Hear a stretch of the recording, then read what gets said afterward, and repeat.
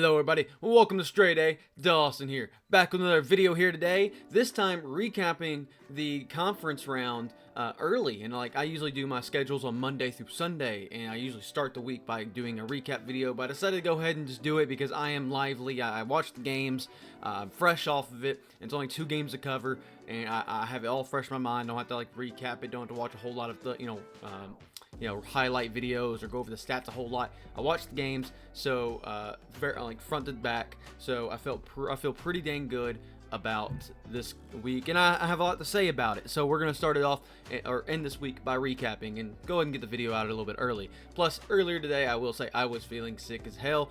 Yesterday, I was feeling sick as hell, and I just could not speak. I just had to lay in bed. But luckily, I was able to tune into the game just in time. Beside the point, either way, before we get started, please leave a like on the video and leave a comment down below of any suggestions you have for the videos here moving forward here for StraightA. A lot of great plans. Super Bowl's right around the corner, and off season's right around the corner too. Hopefully, gonna have a lot of great series for y'all to enjoy during the off season. Maybe even some XFL content, and hopefully next season, maybe in kind of expanding our football content just a little bit. Beside the point, we're gonna move right into the video.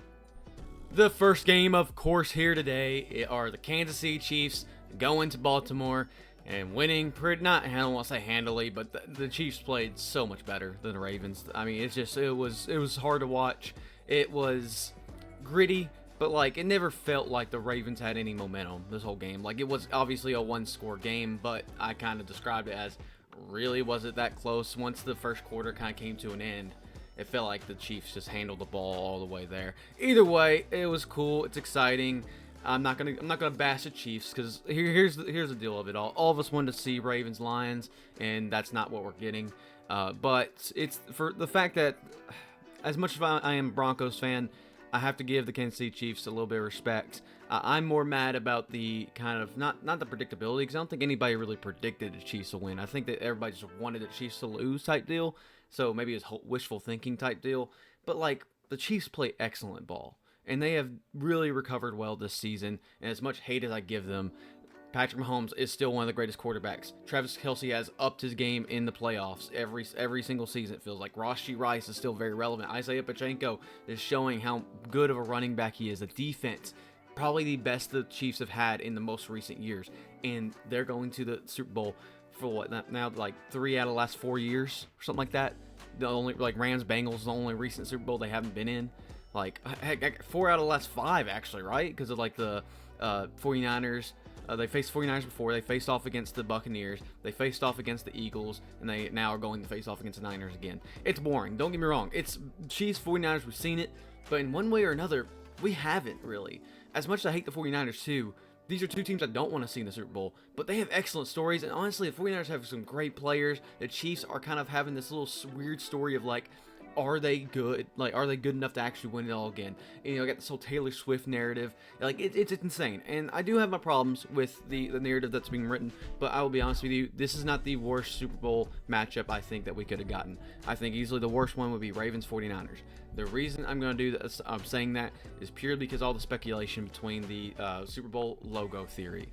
I just genuinely believe that I hate the narrative that's scripted. I'm sure some games are heavily, kind of influenced one way or the other, but you can't influence a whole league. It just isn't possible. And I hate that narrative, and I would hate to have more people have the evidence behind it, because it is annoying that it happens so conveniently, but also it's just weird. Beside the point, we're actually going to go right into the game now, and I'll stop yapping a little bit because I'm sure I'll have plenty of things to say in the future here.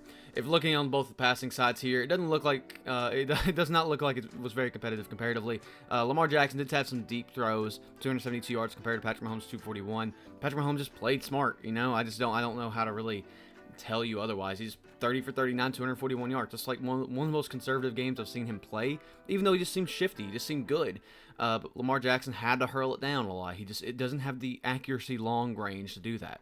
And don't get me wrong, some of his players made some nice plays to be able to get those yardages, but he also made an interception. And don't get me wrong, he's not the only turnover that happened this game, especially from the Ravens side of the ball. I actually don't even think the Chiefs turned the ball over, from what I can remember. Either way, Lamar Jackson got sacked a few times too. It's not because of offensive linemen, it's because of Lamar Jackson's play. I'm not going to blame Lamar for this loss because I think a lot of other players deserve that credibility a little bit more. But Lamar Jackson definitely didn't play his best game, while Patrick Mahomes just played good football. He didn't play his best game either, but he just played not stupid football. Either way, looking at them, obviously Patrick Mahomes did way better. Looking at the rushing game, Lamar Jackson, 54 yards feels very low for him, like always it feels like. But they didn't have a run game outside of that because they couldn't use a run game. They just decided they wanted to keep on hurling it with Lamar. They didn't really utilize Gus Edwards or Justice Hill or whatever else, and they didn't really get the opportunity to properly utilize it either. So the rushing game went to Isaiah Pacheco by a long shot, of course, getting a rushing touchdown as well. Weirdly enough, Travis Kelce also got a technical rush. It was, but whatever. Looking at the receiving yards, I mean, Zay Flowers and Travis Kelce.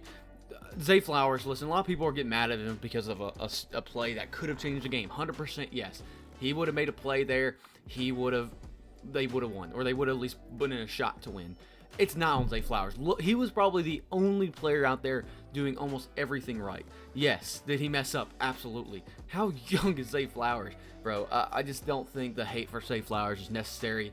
Meanwhile, like, I don't know. All the other players could have also made some plays. Mark Andrews wasn't as relevant, coming back from his injury. I mean, a lot of people could have made plays for the Ravens side of the ball, and Zay Flowers is the only one really doing that. So all credit to him for what he was able to do. I don't blame him at all. I know a lot of people do, but whatever. Travis Kelce, of course, like I said, he's the beast. Rashee Rice makes good plays. He hasn't been the focus point in the playoffs, but he's made plays. That's all he needed to do. Everybody else, whatever, kind of just across the board, okay. But it was really Travis Kelce and Rashee Rice in the receiving game there. And you look at the fumbles. So no fumble losses on the Kansas City side of the ball. But Zay Flowers, of course, like I said, did lose the ball. Lamar Jackson, of course, also did fumble the ball. No recoveries from either one of them. Actually, to be honest with you, forgot that Zay Flowers was the one who fumbled the ball. I thought it was fucking Nelson Aguilar, but that's beside the point. That's on me. So you can blame a little bit Zay Flowers a little bit there. But man, and yeah, Lamar did fumble the ball too. The more I think about that, but it's just like the receivers out there were just not helping him. The offensive lineman felt like it was a little rough. The defense side of the ball, I'm not gonna lie, actually did play decently well for what they had, especially against a high-powered offense from the Chiefs. And I realized my wording earlier because I just realized, like, I think I said I blame other players more than Lamar. I think it's just that I think I blame everybody, not just Lamar. That's better wording for it, is probably what I should say there. It was not just a Lamar Jackson fail. It was the whole team's fail. And I'm not even gonna blame the coaching necessarily. I'm sure that you could nitpick some coaching plays and schemes or whatever, but I don't think that's necessary either. It was just an unfortunate game for the Ravens against a good Chiefs team. That's kind of how you got to look at it. A couple sacks on each side, mostly for the Chiefs. I believe got more sacks. Tackles for loss, few of them for the Ravens, more than the Chiefs it looks like. That's because the Chiefs ran the ball more, and I think that's kind of a couple negative ones for them. Deion Bush got the interception for the Chiefs. Meanwhile, there was really nothing relevant on the what's called the not the extra point, but the punt returns or all that kind of side of the ball. Either way, it was whatever. In terms of all of this, I'm going to go ahead and show some of the one gripe I have for this game, and this kind of plays into the narrative of the Chiefs always being favored, and we'll get to that rant here too. First downs, actually Chiefs obviously had a big conversion for this, and most of them were from passing. The rushing game was again pretty dang good as well. Now, where we're going to get into some conversations here is starting with the first downs from penalties. The Ravens were kind of fucked over a little bit with the penalties this game. It's just, I don't want to say all of them were crap because obviously I think they were all probably legit. I think they were all technically penalties. But, I don't know. At the end of the day, I think that there was a lot that could have been said about the Chiefs, too. I'm not going to go and get all hissy fit over it, but, I get it. I get it. The Chiefs were heavily favored by the refs here, and I cannot, express that more. So say what you will, but I will give you full credit that because I believe the yardage for the penalties is 85 versus 30-something. 85 for, the Chiefs and, 30-something for the Ravens. No clue. Looking at all this, it's pretty much just just a kind of a recap of it all. But I think if you scroll down, or maybe it's another one, but basically possession of the ball too. Chiefs just absolutely dominated it. I mean, the Ravens just played speedy, but obviously they had to play speedy for it all. But I mean, the Chiefs just absolutely dominated possession time, and when you dominate possession time, it's so hard to get over it. And this is the the penalties they gave up. This is not like the Chiefs only got, or got 3 penalties on them, or got 3 penalties for them. I mean, for 30 yards. It's 8. They got 8 penalties for 95 yards.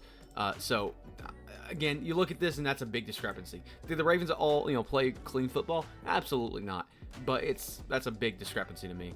And when I look at this game, I think that this is a really horrible way for the Chiefs to make it. And also, it's really unfortunate because the Chiefs have just always made it. I know, there's nothing interesting for as many great teams are on the AFC. It's just nothing new, and that's the boring part of it all. But you also can't give the Chiefs crap because they probably are one of the teams that deserve it. I can't say the Ravens have played clean football the whole time. The Bills certainly haven't. The Dolphins were banged up going into here. I mean, Browns, they really were flukes getting into the playoffs, to be honest with you. The Texans are so fresh and new. I mean, who else? Steelers, come on, the Steelers. So, besides maybe the Ravens and Bills, who else? And then you can also say the same thing about the Chiefs, but at least the Chiefs have the pedigree. And I hope that this isn't something that's too consistent, that we're living in a new Patriots time, and that Patrick Mahomes is so, marketable, and that, Travis Kelce and Taylor Swift are just so whatever. It's just, it's hard to watch these narratives and not be mad, but also to not just, you got to be excited for the games that could be played. The 49ers-Chiefs game is going to be very high-powered and very fun. I just hope, I don't know even which team I want to win. I just knocked my mic over. So it's a hard narrative, and I don't want people crapping on Travis Kelce and Taylor Swift all too much, because I hate it. Of course I do. Of course. But also, it's not on them. They're genuinely having some love, I hope. I hope it's genuine love. But I'm sure it's genuine love. But, I don't want to write this narrative against them because they're happy. It's fun. Taylor Swift is enjoying herself. People are getting more invested in football. And it's just a little bit too much hate because the Chiefs are the Chiefs. Sure, yeah, we can all get mad and we can all make some really hype videos for the teams that are going to be like, we're rooting for you against the Chiefs. But I can't be mad at them just for that. I'm mad at them as personally as a Denver Broncos fan, but that's just because I'm a Denver Broncos fan, Denver Broncos fan, die hard. So say what you will. This was a fine game, but I just wish it didn't have this. I wish it wasn't tainted, I guess, is the best way to describe it. But yeah, Chiefs moving on to the Super Bowl. Now we got the heartbreaker. Man, this is more heartbreaking than anything to me. I'm just going to go ahead and say the Lions had this one in the first half. By all intents and purposes, they should have had 37 points versus 31. I love Dan Campbell. I think he's the correct decision for the Lions team. Obviously, he got him to this point. He's so good. But man, he is one of the best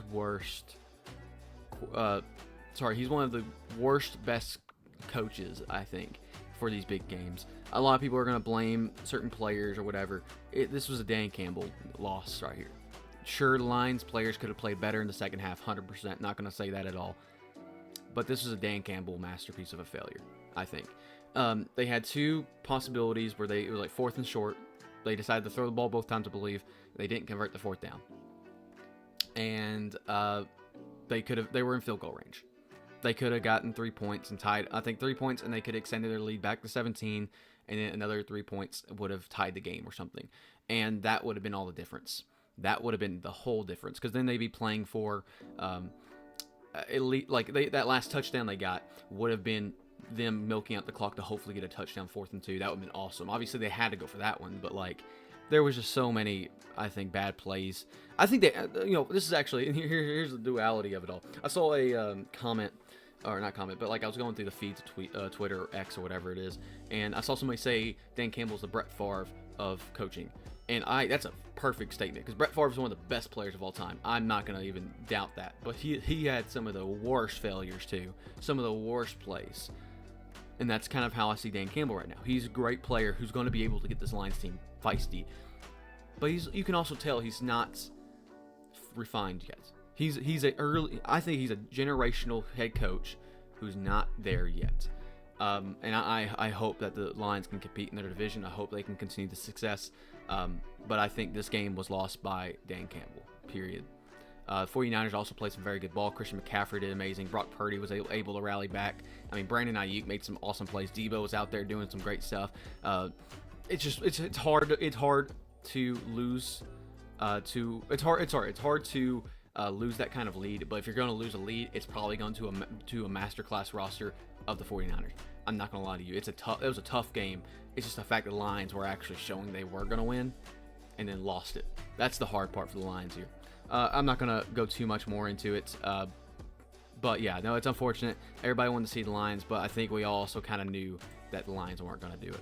And just kind of some initial stuff. Jared Goff played some very, very clean, good football. He's good. Jared Goff is very good. He played smart football. He's not flashy. He's not the biggest rusher in the world, but he just plays clean pocket football and did amazing, especially in the first half. Second half was a little bit rougher, but again, I think there was a couple drops from the receivers that messed him up more than anything. Either way, Brock Purdy, a little bit rough of a first half, but he was able to recover pretty nicely into the second half and make some awesome plays. Granted, I would say Christian McCaffrey made more of the better plays because a lot of the receptions came to Christian McCaffrey, who made some awesome longer plays. Either way, though, not taking Brock Purdy away there because Brock Purdy's in the Super Bowl and he deserves that credit. Then you got the rushing side of the ball, and easily, first half was dominated. I mean, dominated by the running backs of Detroit. They were awesome. Second half, they just could not get anything going. And maybe that was a re-scheming from the 49ers to kind of recover a little bit and actually stop them. Or maybe that was just, I think, Jahmyr Gibbs messing up this game. Jahmyr Gibbs is probably the one player you can probably blame the most individually of this game's loss, just because the fumble lost from him. But I also don't want to give too much discredit to him. Jameson Williams also had a rushing touchdown. That's pretty cool, especially a long one. He's a speedy motherfucker. Brock Purdy looking better than Lamar in the rushing, and CMC just being consistently good. The 2 touchdowns rushing from him. Elijah Mitchell also got one when Christian McCaffrey hurt himself a little bit. Not hurt himself, but I think he landed on his neck wrong, so I think he had to take a quick breather. At that point, that's maybe when I stopped watching a little bit, when Christian McCaffrey had a big 25-yard run or something near the end. It was kind of unfortunate. Then you got some receptions here. Sam Laporta being one of the most valuable players on the Lions. Amon-Ra St. Brown did very well as well. And everybody else played what they needed to, just didn't play as much into the second half. Deebo Samuel, Brandon Ayuk, very, very good in the receiving game today. Christian McCaffrey made the actual plays short wise, but Deebo Samuel, Brandon Ayuk made the long plays they needed. George Kittle wasn't as involved because he's more blocking focused, but man, and Jawan Jennings also made a really awesome one-handed catch. That was pretty cool to see. Either way, though, like I said, Jahmyr Gibbs made the one fumble, and otherwise, I mean, defensively rushing, both teams played match for match on each other. I think both of them played very similarly, defensively rushing, and honestly, maybe even the secondary. It's just that I think the 49ers had a better second half secondary versus the Lions had a better first half secondary. So take that as you will. Other than that, one interception for the Lions. So they both had the same amount of turnovers, I believe. It's just that the 49ers utilized it better. Just simple and to the point. I think that actually the interception they got, that was one of the plays they went for the 4th down and didn't get it. Well, the 49ers turned it into I think at least a field goal. I forget the exact plays. Either way, though, it was a good game. It was a great game because you got to see the duality of the halftime focuses.